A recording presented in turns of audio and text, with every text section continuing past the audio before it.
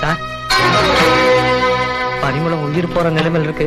உங்களை பார்க்கணும்னு ஆசைப்படுது. நீங்க வந்து பாத்தீங்கன்னா உடைக்கிறதுக்கு சான்ஸ் இருக்கு சார்.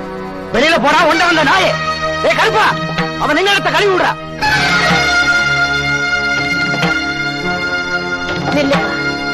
இப்போ வைத்தியரை கூட்டிட்டு வந்து பரிமளத்தை கவனிப்பா.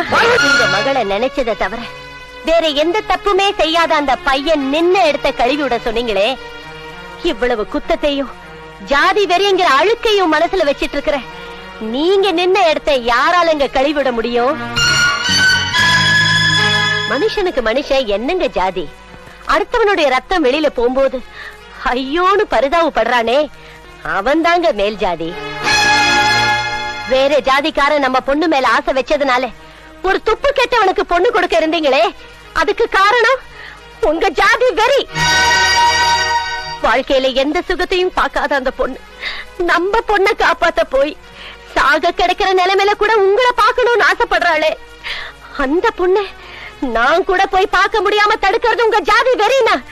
அப்படிப்பட்ட ஜாதியே தேவையில்லைங்க.